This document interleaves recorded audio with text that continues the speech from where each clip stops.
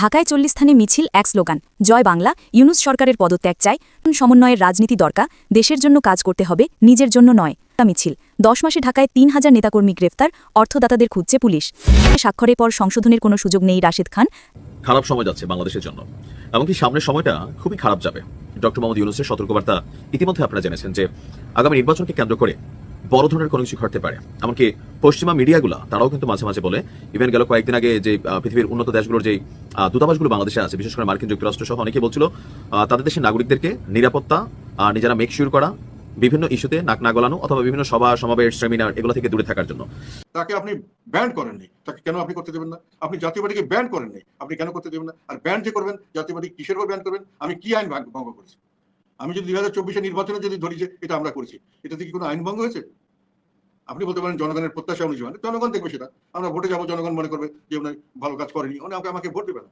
তার জন্য তো আমার তো কোনো আমি তো কোনো ক্রিমিনাল অফেন্স করিনি। বাংলাদেশের রাজনীতি নিয়ে আন্তর্জাতিক মিডিয়া সরগরম বহু বিষয় উঠে আসছে বারবার আন্তর্জাতিক মিডিয়াতে গত 29 অক্টোবর ক্ষমতাচ্যুত সাবেক প্রধানমন্ত্রী শেখ হাসিনার সাক্ষাৎকার যখন এএপি রয়টার্স এবং দ্য ইন্ডিপেন্ডেন্টে প্রকাশিত হলো একই যোগে একই দিনে সাথে আরও অনেক বৈশ্বিক বিভিন্ন গণমাধ্যমে প্রকাশিত হলো তাদের উদ্ধৃতি দিয়ে তখন সেটাই পরবর্তী 2 দিন আলোচনার কেন্দ্রবিন্দুতে ছিল। আসসালামু আলাইকুম প্রিয় দর্শক, নতুন একটা নিউজে সবাইকে স্বাগতম। প্রিয় দর্শক, ভিডিওর শুরুতেই অনেকগুলো ভিডিওর অংশ বিশেষ আপনারা ইতিমধ্যে দেখেছেন, দেখেই বুঝতে পারছেন আজকের ভিডিওটি কতটুকু গুরুত্বপূর্ণ এবং আকর্ষণীয় হতে চলেছে। চলুন কথা না বাড়িয়ে একটা লাইক দিয়ে সম্পূর্ণ ভিডিও দেখে আসি। তার আগে বলবো যারা এখনও চ্যানেলটি সাবস্ক্রাইব করেননি তারা সাবস্ক্রাইব করে দিবেন, আর যারা সাবস্ক্রাইব করেছেন তাদেরকে ধন্যবাদ। বাংলাদেশের রাজনীতি নিয়ে আন্তর্জাতিক মিডিয়া সরগরম বহু বিষয় উঠে আসছে বারবার আন্তর্জাতিক মিডিয়াতে গত 29 অক্টোবর ক্ষমতাচ্যুত সাবেক প্রধানমন্ত্রী শেখ হাসিনার সাক্ষাৎকার যখন এএপি রয়টার্স এবং দ্য ইন্ডিপেন্ডেন্টে প্রকাশিত হলো একই যোগে একই দিনে সাথে আরও অনেক বৈশ্বিক বিভিন্ন গণমাধ্যমে প্রকাশিত হলো তাদের উদ্ধৃতি দিয়ে তখন সেটাই পরবর্তী 2 দিন আলোচনার কেন্দ্রবিন্দুতে ছিল। এরই মাঝে চলছে জাতীয় সনদ জুলাই জাতীয় সনদ বাস্তবায়ন এবং বিভিন্ন দলের আলটিমেটাম।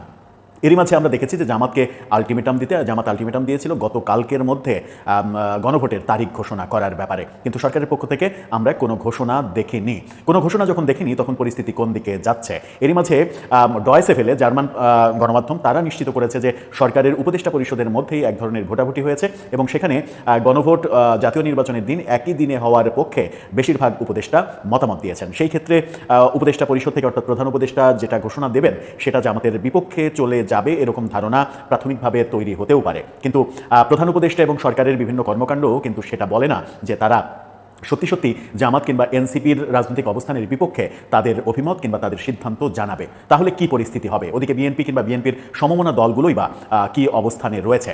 আন্তর্জাতিক গণমাধ্যমের কথা বলছিলাম, এই ব্যাপারটা জামাতের আলটিমেটাম এবং বাস্তবায়ন প্রক্রিয়ার জটিলতা নিয়ে এবার নিউজ করেছে ভারতীয় পত্রিকা এই সময়তে সাক্ষাৎকার দিয়ে বেশ চাঞ্চল্যের সৃষ্টি করেছিলেন বিএনপি মহাসচিব মির্জা ফখরুল ইসলাম আলমগীর। যদিও সাক্ষাৎকার দেওয়ার প্রকাশের পরে তিনি সেটাকে ডিজোন করেছিলেন, বিভিন্ন পয়েন্ট ডিজোন করেছিলেন।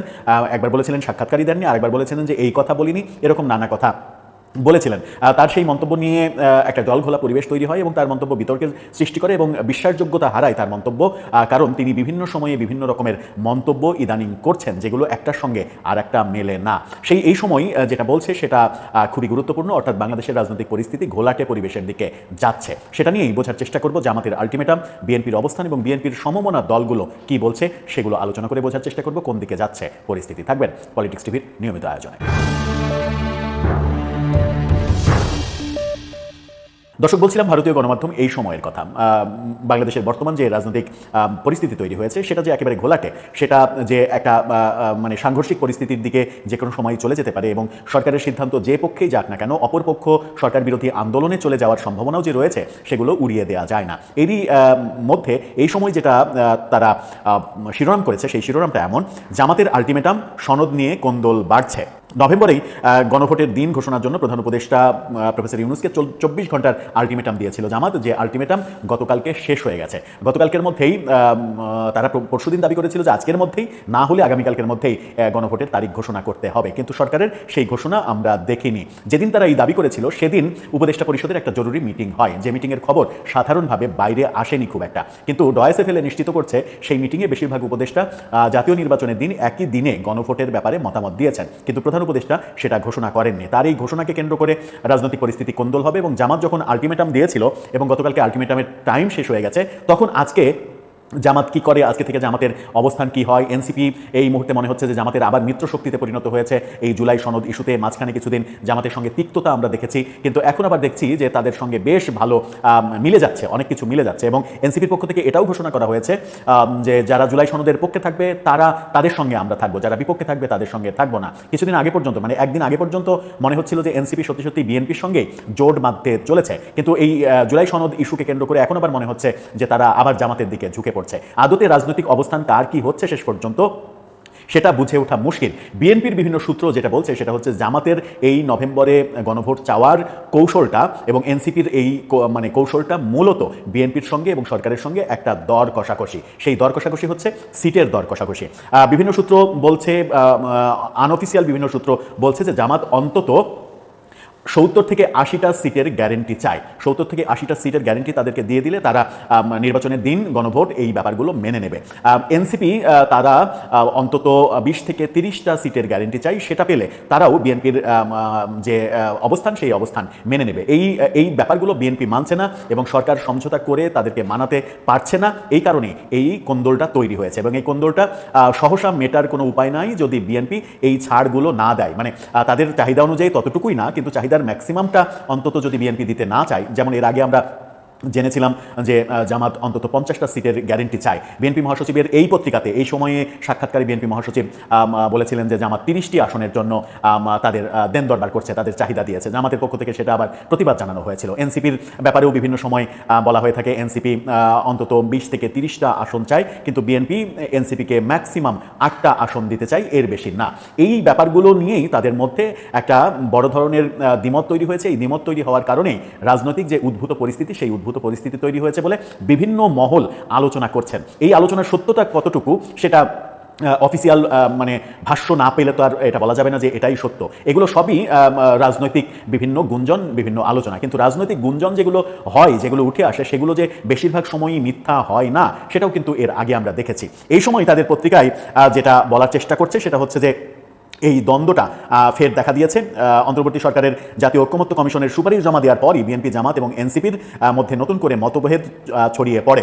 নভেম্বরেই গণভোটের দিন ঘোষণার জন্য জামাতের যে আলটিমেটাম এবং এনসিপির যে কথাবার্তা, সেই কথাবার্তাই একেবারে স্পষ্টই বোঝা যাচ্ছে যে তাদের মধ্যে কোনো না কোনো সমঝোতার অভাব দেখা দিয়েছে। এই আলটিমেটাম যখন জামাতের আমরা দেখছি, এনসিপির অবস্থানও জামাতের পক্ষে দেখছি, তখন সর্বশেষ গতকালকে বিএনপি মহাসচিব মির্জা ফখরুল যেটা বলেছেন সেটা হচ্ছে, তার শিরোনামটা দেখে নিতে পারেন, মানব জমিনে এই কথাটা শিরোনামটা করেছে, সরকারকে ফখরুল যা হওয়ার হয়ে গেছে, সমস্যার সমাধান করুন।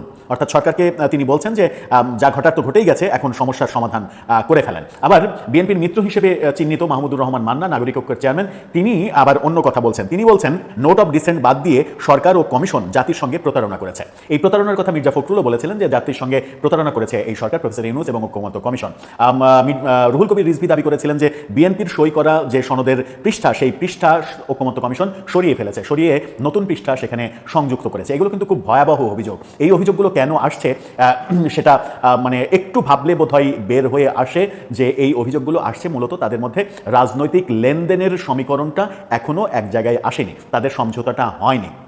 আবার গণভোট নিয়ে এক ধরনের আলোচনা রয়েছে, যেটা হচ্ছে যে যদি জাতীয় নির্বাচনের আগে গণভোট হয়, সেই গণভোটের মাধ্যমে যে ব্যাপারটা আলোচনা বিভিন্ন দিকে হচ্ছে, সেই আলোচনা কতটা অথেন্টিক সেটা বলা খুব মুশকিল। সেটা হচ্ছে যে গণভোটের মাধ্যমে জুলাই সনদের পক্ষে যদি মতামত আসে, হ্যাঁ ভোট যদি জয়যুক্ত হয়, তাহলে এই সরকারের একটা কথা বলার স্কোপ তৈরি হবে যে জনগণ জুলাই যে রেভলিউশন, সেই রেভলিউশনের পক্ষে, অর্থাৎ জনগণ এই সরকারের পক্ষে। সুতরাং এই সরকার আরও 5 বছর ক্ষমতায় থাকার তাদের ম্যান্ডেট রয়েছে। এরকম গণভোটের মাধ্যমে যে রেজাল্ট আসবে, হ্যাঁ রেজাল্ট আসলে সেটাকে ওইভাবে ডাইভার্ট করার একটা চিন্তা সরকার কিংবা সরকারের কাছের পক্ষদের থাকতে পারে, এরকম আলোচনা বিভিন্নজন করার চেষ্টা করছেন। কিন্তু গণভোটের মাধ্যমে সরকারের প্রতি আস্থা ব্যাপারটা কিভাবে প্রতিষ্ঠিত হবে সেই ব্যাপারটাতেও আবার ধোঁয়াশা মনে হয়। সব মিলিয়ে সামনের মানে আজকে থেকে আগামী 2-4 দিনের মধ্যে ব্যাপারগুলো হয়তো পরিষ্কার হবে, হয়তো এই রাজনৈতিক সমঝোতা পর্দার আড়ালে হবে, অথবা ব্যাপারটা একটা মানে খুবই বাজে অবস্থার দিকে যাবে।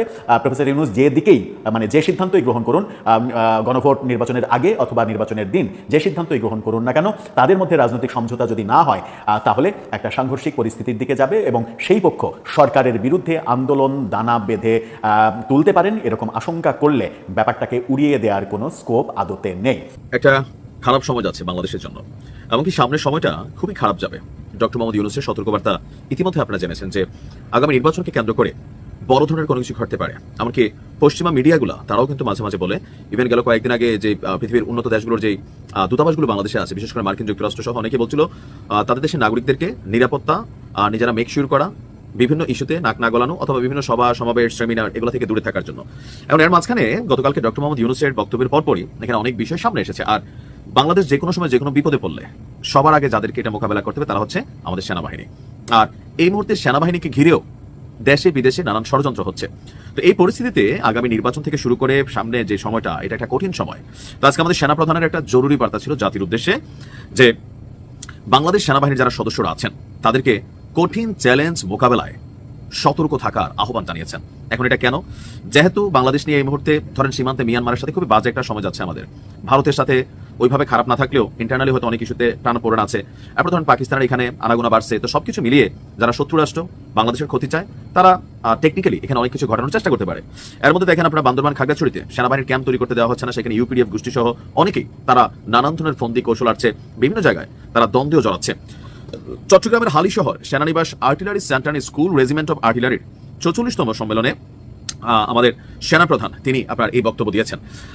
ওনার বক্তব্যের মধ্যে খুব গুরুত্বপূর্ণ যে অংশটা আমার কাছে মনে হয় যে বর্তমানে সার্বিক যে পরিস্থিতি বাংলাদেশকে ঘিরে, বিশেষ করে আসন্ন নির্বাচনে আমি যতদূর শুনলাম যে প্রায় 92,000 সেনাবাহিনীর সদস্য আপনার এই টোটাল ইলেকশনকে মনিটরিং করবে বা দায়িত্বে থাকবে। এমনকি সেনাবাহিনীর উপরও যে কোনো ধরনের দুর্ঘটনা ঘটার কিন্তু সংখ্যা রয়ে গেছে। কারণ ওই যে বললাম না যে এই মুহূর্তে বাংলাদেশে কে যে আসলে কি চায়, কার অন্তরে যে কি, এটা কিন্তু বোঝার সুযোগ নাই। আর সেনাপ্রধান জেনারেল ওয়াকারুজ্জামানকে তার ক্ষমতা থেকে সরিয়ে সেখানে নতুন নেতৃত্ব আনা অথবা সেনাবাহিনীর মধ্যেই আর্মি অফিসারদের মধ্যে একটা বিভাজন তৈরি করা, নিজেদের সাথে জুনিয়র সিনিয়র লাগাই দেওয়া, এরকম কিন্তু নানান কাহিনী আপনারা ইতিমধ্যে দেখতেছেন, আমরাও কিন্তু দেখতেছি। তো সেই জায়গা থেকে ওই যে একদিন হুট করে একটা খবর আসলো, পিনাকিদা দিল যে রাত্রেবেলা নাকি কি সরকার পতন হয়ে যাচ্ছে, ওয়াকার ক্ষমতা নিয়ে যাচ্ছে, সবাইকে রাজপথে নামার আহ্বান জানালো, সেনাবাহিনীর সদস্যদেরকে উস্কানি দেওয়া হলো। সো এগুলা কিন্তু যে কোনো সময় ঘটতে পারে, যে কোনো কিছু ঘটতে পারে। সো আমরাও চাই আমাদের সেনাবাহিনীর মধ্যে কখনো বিভাজন না হোক, এটা চেইন অফ কমান্ডে চলা একটা বাহিনী। ইভেন সেনাবাহিনী এমন কিছু করবে না যেখানে জনগণের কল্যাণ ক্ষতি সাধন হবে, জনগণের খারাপ হবে। যে কোনো মুহূর্তে দেশে যে কোনো কিছু ঘটতে পারে, সবকিছু মিলিয়ে আমাদের চোখ কান খোলা রাখা উচিত। আর যে কোনো দুর্যোগ পরিস্থিতিতে আইন শৃঙ্খলা বাহিনীকে সহযোগিতা করা উচিত। সেনাপ্রধানের এই বার্তাটা আমার কাছে মনে হয় এই মুহূর্তে খুবই গুরুত্বপূর্ণ। দেশবাসীকেও ধৈর্য সংযম এবং কি গুজব অনেক কিছু ষড়যন্ত্র এগুলোর ব্যাপারে সতর্ক থাকার আহ্বান জানিয়েছেন। তাকে আপনি ব্যান করেননি, তাকে কেন আপনি করতে দেবেন না? আপনি জাতীয় পার্টিকে ব্যান করেননি, আপনি কেন করতে দেবেন না? আর ব্যান যে করবেন, জাতীয় পার্টি কিসের ব্যান করবেন? আমি কি আইন ভঙ্গ করেছি? আমি যদি 2024 নির্বাচনে যদি ধরি যে এটা আমরা করছি, এটা থেকে কোনো আইন ভঙ্গ হয়েছে? আপনি বলতে পারেন জনগণের প্রত্যাশা অনুযায়ী, জনগণ দেখবে সেটা, আমরা ভোটে যাবো, জনগণ মনে করবে যে উনি ভালো কাজ করেনি, উনি আমাকে ভোট দেবে না। তার জন্য তো আমার তো কোনো, আমি তো কোনো ক্রিমিনাল অফেন্স করিনি। আপনি ব্যান করবেন কিসের উপর? কি আইন করবেন? আরেকটা কথা হলো, আপনি যদি নির্বাচনে তাদেরকে না আসতে দেন তাহলে আপনি একটা বিষ করা বা একটা মানে কি বলবো টিউমার আপনি শরীরে রেখে দিলেন। It will create problem every day, it will go on increasing. সরকার যখনই ব্যর্থ হবে সেই সরকারের বিরুদ্ধে আন্দোলন হবে। এই আন্দোলনে আওয়ামী লীগ আবার আন্দোলনে কিন্তু খুব কটু। এটা স্বাভাবিক, যাদের সামান্যতম রাজনীতি সম্পর্কে জ্ঞান আছে তারা বুঝতে পারবে এবং দেশে কোনো স্থিতিশীলতা আসতেই পারবেন যতক্ষণ পর্যন্ত এগুলো জিনিসকে আমি রিজলভ না করবো, গায়ের জোরে করবো। সবাইকে স্বাগত জানাই প্রতি সপ্তাহের সাক্ষাৎকার ভিত্তিক অনুষ্ঠান যত কথা নবনীতা চৌধুরীর সাথে এই অনুষ্ঠানে। এ সপ্তাহে আমার অতিথি জাতীয় পার্টির চেয়ারম্যান জিএম কাদের। জিএম কাদের, আপনাকে স্বাগত জানাই, ধন্যবাদ জানাই। প্রথম প্রশ্ন করি আপনাকে যে 5ই আগস্ট শেখ হাসিনা সরকারের পতনের পর সেনাপ্রধান বিভিন্ন রাজনৈতিক দলকে যে ডেকেছিলেন এবং তিনি জাতির উদ্দেশ্যে বক্তৃতার সময়ও সেটা জানালেন, সেই যে জামায়াতের আমির সহ রাজনৈতিক নেতৃবৃন্দের সঙ্গে সভা করলেন তিনি, সেখানে তো আপনাকে ডেকেছিলেন জাতীয় পার্টির চেয়ারম্যান হিসেবে। জাতীয় পার্টি থেকে আনিসুল ইসলাম মাহমুদ ছিলেন, মুজিবুল হক চুন্নু ছিলেন। কে আপনাদের ফোন করেছিলেন? তারা বলেছিলেন যে ততক্ষণে শেখ হাসিনা সরকারের পতন হয়েছে এবং তিনি দেশ ছেড়ে চলে গেছেন? সেনাপ্রধানের অফিস থেকে কেউ একজন টেলিফোন করেছিল, এখন আমার সঠিকভাবে নামটি মনে নেই। ওনারা এটা বলেছিলেন যে সেনাপ্রধান আমার সঙ্গে কথা বলতে চাচ্ছেন আমাদের দলের সিনিয়র নেতাদের সঙ্গে নিয়ে, আমি যেন তার সঙ্গে দেখা করতে আসি। একটা সময় বেঁধে দিয়েছিলেন, এই সময় উনি ওনার হেডকোয়ার্টারে উপস্থিত থাকবেন। তখন পর্যন্ত আমরা সরকারের পতন হয়েছে বা কিছু তেমনটা জানতাম না। সরকারের পতন তখনও আমার মনে হয় সেই মুহূর্ত পর্যন্ত হয়নি। তারপরে আমরা ওনার ডাকে আর্মি হেডকোয়ার্টারে গেলাম, ওখানে বসলাম, ওনার সঙ্গে দেখা হলো। তো আমি বললাম যে এখন কি জন্য আমাকে ডাকা হয়েছে। কয়টার দিকে হবে? আমি সময়গুলো ভুলে গেছি, এখন অনেকদিন হয়ে গেল তো আমি ঠিক খেয়াল করতে পারিনি। মনে হয় 10টা 11টা বা 12টা এরকম হবে, 11টা 12টা সকালে দিকেই হবে, তাই না? কতটা? হ্যাঁ 12টার সময় বলছি, সরি 12টার সময় হলে। হ্যাঁ, তারপর আমি গেলাম, ওনারা বললেন যে প্রধানমন্ত্রী ক্ষমতা হস্তান্তর করতে মনস্থ করেছেন, তবে কিভাবে করবেন এগুলো নিয়ে একটু আলাপ আলোচনা করা আপনাদের সঙ্গে। তারপরে ওনাকে যদি আমরা প্রস্তাব দিই তাহলে হয়তো উনি সেই মেনে নিলে হয়তো উনি সেভাবে ক্ষমতা পদত্যাগ করে পদত্যাগ করবেন, চলে যাবেন বা কোথাও, এটা আমরা তখন উনি বলেননি আর কি। তো আমি বললাম যে আমাদের ছাড়া আর কাউকে ডাকা হয়েছে, বিএনপি বা অন্যান্য রাজনৈতিক দল, জামাত? তো উনি বললেন যে হ্যাঁ, বিএনপিকে খবর দেওয়া হয়েছে, জামাতকেও খবর দেওয়া হয়েছে, ওনারা পথে আছেন। তখন আমি নিজের থেকে বললাম যে স্টুডেন্টদের যে রিপ্রেজেন্ট করছিলেন আসিফ মাহমুদ আর আসিফ নজরুল, আর সঙ্গে হলো আমাদের ওই কি নাম আমাদের, ওই সাকি, জুনাইদ সাকি, বা যারা তখন মাসে খুব সরগরম, মানে ভালো অবস্থানে ছিলেন, মানে তারা সক্রিয় ছিলেন, আমি বললাম ওনাদেরকেও ডেকে আনা ভালো। আর যারা অন্যান্য দল, ইসলামিক দল, সবাইকে ডেকে একসঙ্গে বসে আমরা আলাপ করি। তখন ওরা বললো যে আমরা খোঁজ খবর করছি, যাদের থেকে পারছি আনছি। তো সেই সময় মানে হ্যাঁ, ওটাই কথা ছিল। এবং ওখানে এসে আমরা আলাপ সালাপ শুরু করলাম। তখন পর্যন্ত আমরা শুধু কি করা যাবে, অনেকে বললেন যে এখন পার্লামেন্ট যেহেতু আছে, পার্লামেন্ট পদত্যাগ করলে পার্লামেন্টের কিভাবে কি হতে পারে, নেক্সট কিভাবে হতে পারে, এইসব আলাপ হচ্ছিল আর কি। তো ইন দ্য মিন টাইম হঠাৎ করে একজন বললেন যে আমি তো দেখতে পাচ্ছি টেলিভিশনে যে প্রধানমন্ত্রী চলে যাচ্ছেন, উনি চলে গেছেন। তখন উনি বললেন, আর্মি চিফ বললেন যে আমি এটা ঠিক জানি না, উনি চলে যাওয়ার কথা সম্পর্কে আমার ধারণা নেই, যাই হোক আমরা দেখছি এটা। তো আপনারা আলাপ করেন, যদি চলে যায় উনি তারপরে তো একটা ব্যবস্থা করতে হবে আমাদের। পরে শোনা গেল যে হ্যাঁ, উনি চলে গেছেন। তখন প্রশ্ন আসলে যে তার মানে সরকার পদত্যাগ করেছেন, এখন একটা ভ্যাকাম সৃষ্টি হয়েছে, কি করা যায়? তখন অনেক আলাপ আলোচনা হওয়ার পরে সবাই মিলে সিদ্ধান্ত নিল যে আমরা প্রেসিডেন্টের কাছে যাই, প্রেসিডেন্টের কাছে গিয়ে এই বিষয়গুলো নিয়ে আলাপ করে একটা পরবর্তীতে কি করা যায় এটা নিয়ে একটা ডিসিশন নিই। তখন আমরা সবাই মিলে গাড়িতে করে, একটা গাড়িতে দুটো বা তিনটা গাড়িতে সবাইকে মিলিয়ে আমরা বঙ্গভবনের দিকে আসলাম। তখন পথে ঘাটে মানুষ নেমে গেছে, হয়েছে বিরাট অবস্থা, একেবারে বিরাটভাবে মানে একটা হুলস্থুল চলছে। তো আমরা এইভাবে প্রেসিডেন্টের ভবনে গেলাম, প্রেসিডেন্টের সঙ্গে দেখা হলো, ওনাকে জানানো হলো যে উনি বললেন যে সেনাপ্রধানের দপ্তরে কি আপনারা সকল রাজনৈতিক দল একসঙ্গে বসেছিলেন? আপনি যখন শুরু করলেন মনে হচ্ছিল আমরা যখন একাই বসেছিলেন প্রথমে সেনাপ্রধান, বা আলাদা আলাদা করে তিনি বসছিলেন? না, প্রথমবার যখন আমি গেছি তখন কেউ আসেননি।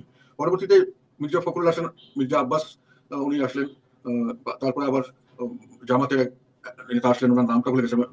আর তারপরে হ্যাঁ, শফিকুর রহমান আসলে তখন না, অন্য একজন ছিল পরে, না পরে আবার আরেকজন আসলেন ইয়ের থেকে, মামুনুল হক, এই ধরনের আর কয়েকজন এসেছিলেন। আমি সবাই তারপরে আসিফ নজরুল আসলো, পরে জুনাইদ সাকি আসলো। তখন আমরা কিছুক্ষণ নিজেদের মধ্যে আলাপ করেছিলাম, মানে হয় ঘন্টাখানেক হবে। ইতিমধ্যেই যখন শোনা গেল যে প্রধানমন্ত্রী চলে গেছেন, ভ্যাকাম হয়ে গেছে, দেশে একটা শূন্যতা সৃষ্টি হয়েছে, তখন সবাই সিদ্ধান্ত নিল যে এখন আমরা এখানে না নিয়ে প্রেসিডেন্টের ওখানে গিয়ে বসে এগুলোর ব্যাপারে একটা সিদ্ধান্ত নেওয়া উচিত। তখন আমরা প্রেসিডেন্টের ওখানে গেলাম, আলাপ সালাপ, ওখানে গিয়ে আলাপ সালাপ হলো। সেনাপ্রধানের দপ্তরে বসে প্রথম, নাকি বঙ্গভবনে যাওয়ার পরে প্রথম আপনারা জানলেন যে ডক্টর ইউনূসের নেতৃত্বে সরকারটা হবে? একটা সর্বদলীয় সরকার না হয়ে আসলে যে একটা সুশীল সমাজের নেতৃত্বে তরুণদের অংশগ্রহণে সরকার গঠিত হবে, ডক্টর ইউনূস নেতৃত্ব দেবেন, সেটা কখন এই রাজনৈতিক দলগুলোর মধ্যকার আলোচনায় উঠে এলো? আমরা যখন প্রেসিডেন্ট এখানে গেলাম, সবাই মিলে বসলাম, যারা দলীয় যারা ছিলেন যেখান থেকে, তখন কথা একটা উঠেছিল যে ছাত্রদের প্রতিনিধি থাকলে ভালো হয়। কথাটা আমি তুলেছিলাম বা আসিফ নজরুল, মানে আমরা সবাই এগ্রি করলাম। তো ওনাদেরকে খবর দেওয়া হয়েছে, আসিফ নজরুল বললেন যে ওনাদের 2-4 জন এখন আসবেন। তখন প্রশ্ন হলো যে কি করা যেতে পারে, আগামীতে কি কি হতে পারে, কি ধরনের সমস্যা। তখন সবাই এগ্রি করলো যে এটা এখনই আমরা সিদ্ধান্ত নিতে চাচ্ছি না সবাই মিলে, বরং আসিফ নজরুলকে দায়িত্ব দেওয়া হলো। এবং প্রেসিডেন্ট ওনাকেও বলা হলো যে ওনারা বসে, আর্মি চিফ উনি তো আমাদের নিয়ে গেছিলেন সঙ্গে, উনি থাকবেন, আর দরকার হলে ওনারা যেভাবে মনে করেন সেইভাবেই একটা সরকার গঠিত হবে পরবর্তীতে। এটাই তখন সিদ্ধান্ত হয়েছিল। আমার ধারণা হলো তখন পর্যন্ত ওই ডক্টর ইউনূসের কথাটা আমরা শুনিনি। পরবর্তীতে যখন ওনারা প্রেসিডেন্টের সঙ্গে আলাপ করতে গেছেন, তখন হয়তো ডক্টর ইউনূসের কথা এসছে, এবং ওখানে ছাত্ররাও কিছু ছিলেন। ওনাদেরকে বলা হয়েছিল যে যত তাড়াতাড়ি সম্ভব একটা কাঠামো তৈরি করে আমরা আবার বসবো, এবং তার পরবর্তীতে এই সরকার গঠিত হবে। তো পরবর্তীতে আর সেভাবে আমাদের বসা হয়নি। ওনারা তখনই ডক্টর ইউনূস সিদ্ধান্ত হলো কিছু ছাত্র নেতাদের নিয়ে একটা মোটামুটি একটা মন্ত্রিসভা গঠন করার পরে তারপরে মন্ত্রিসভার শপথের সময় আবার আমাদের থাকা হচ্ছে। ইতিমধ্যে মন্ত্রিসভা গঠন বা এই সিলেকশনের ব্যাপারে আমাদেরকে কিছু বলা হয়নি। আমরা ততক্ষণ পর্যন্ত আমরা ওনাদের দায়িত্ব দিয়েছিলাম, ওনারাই করছিলেন আর কি। প্রেসিডেন্ট সাহেব ছিলেন, আমাদের আর্মি চিফ ছিলেন আসিফ নজরুল ছিল, আর ছাত্র নেতাদের 2-1 ছিলেন। আমার জানা মতো এনারাই সিদ্ধান্তগুলি নিয়েছিলেন, ওনারাই ডক্টর মোহাম্মদ ইউনূসকে প্রধান করে বাকিদের সমন্বয় করে একটা মিনিস্ট্রি গঠন করেছিলেন, মানে কি বলে উপদেষ্টা পরিষদ, সেটাই পরবর্তীকালে শপথ নিয়েছিল। এবং তখন আপনারা সকলেই একমত হচ্ছিলেন, মানে আপনি যা বললেন সেই মানে এই যে উনাদেরকে দায়িত্ব দিয়ে আসা, মানে রাষ্ট্রপতিকে, সেনাপ্রধানকে এবং ছাত্র তরুণদেরকে দায়িত্ব দেওয়া একটা অন্তর্বর্তীকালীন সরকার গঠন করতে, সেই সিদ্ধান্তে তখন জাতীয় পার্টি তো একমত হয়েছে, আপনি নিজেই বলছেন। মানে বিএনপির তরফে মির্জা ফখরুল ইসলাম আলমগীর কিংবা জামায়াতের আমির ডাক্তার শফিকুর রহমান ছিলেন, সকলেই তখন বললেন যে এই 3 পক্ষ, মানে রাষ্ট্রপতি বা 3 পক্ষ, মানে রাষ্ট্রপতি, সেনাপ্রধান এবং তরুণরা যে সরকার গঠন করবেন আপনারা সেটাই মেনে নেবেন, মানে আর কোনো আলোচনা বা প্রস্তাব বা উপদেশ আপনাদের তরফে তার মানে ছিল না?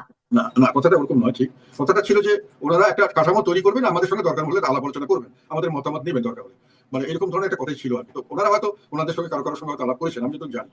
তো আমাদের সঙ্গে সেভাবে আলাপ, আমরা বলেছি ঠিক আছে আপনারা যেটা ভালো মনে করবেন, আমাদের এটাতে অবজেকশন নেই, সবাই যদি এগ্রি করে আমরা সেখানে এগ্রি করবো, এটাই ছিল কথা। তো প্রিয় দর্শক, ভিডিওটি দেখে কি জানলেন বুঝলেন অবশ্যই আপনাদের মূল্যবান মতামত কমেন্ট বক্সে জানিয়ে দিবেন। পারলে ভিডিওটি শেয়ার করে সবাইকে দেখার সুযোগ করে দিবেন। ধন্যবাদ।